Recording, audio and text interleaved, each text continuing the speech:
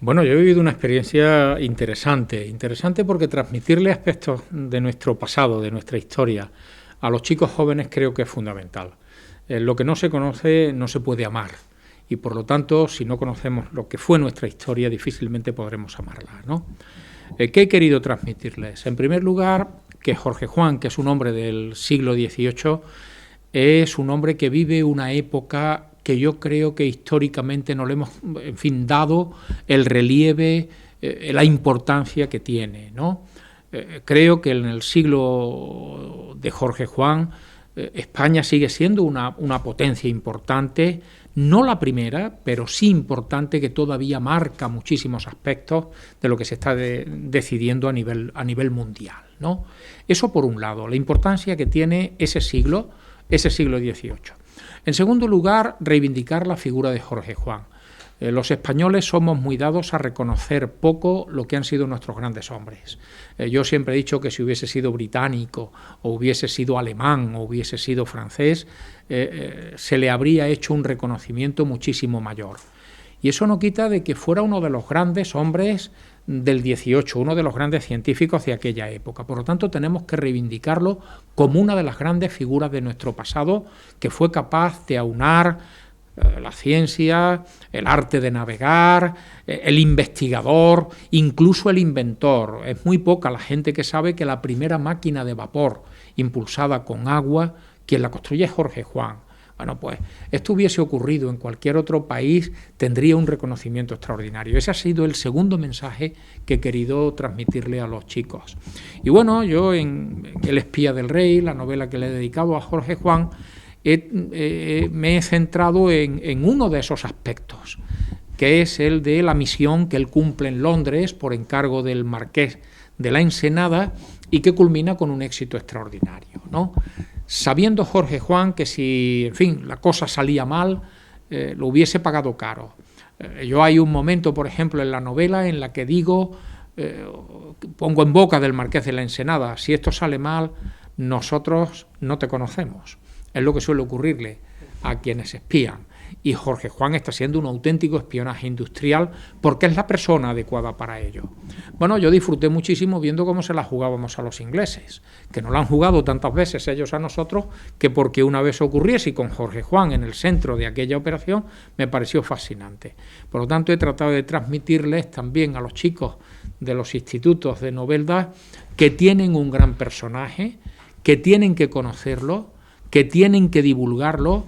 Y bueno, me he permitido decirle que la importancia de Jorge Juan es tal que va muy por encima de lo que es Novelda. Es un español de un valor extraordinario al que no se le ha hecho, en mi opinión, la justicia que merece.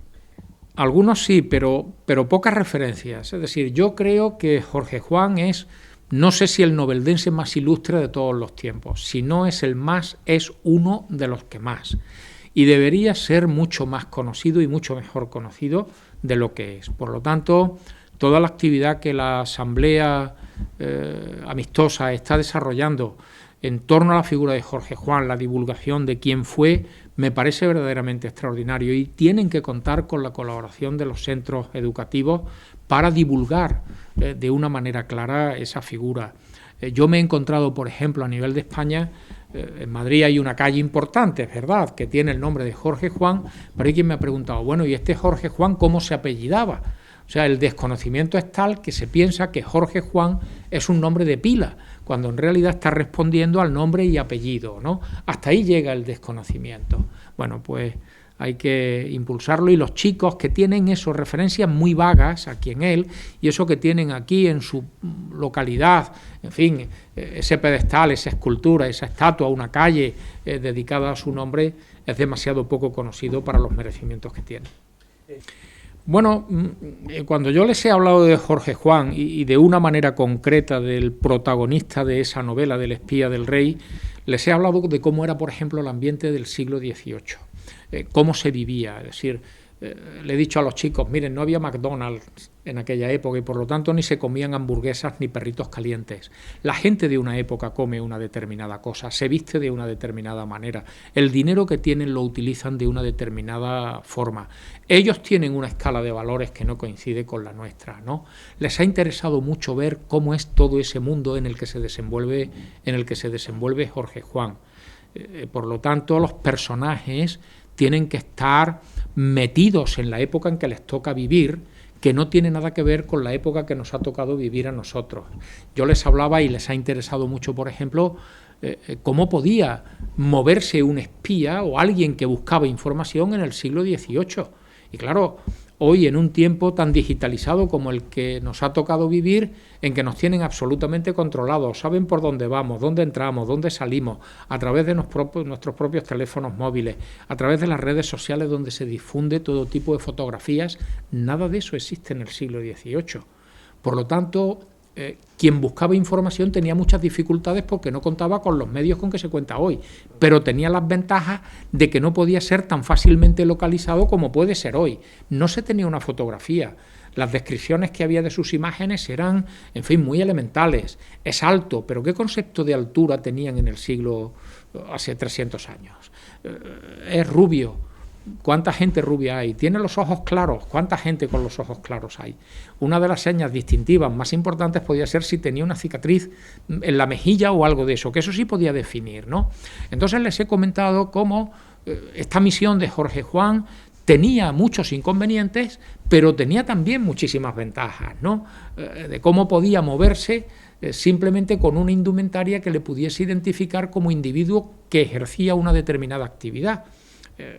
Él, por ejemplo, Jorge Juan, se presentará como vendedor de vinos. Él ha ido a Londres a dar conferencias. Es un científico de una gran importancia, ¿no?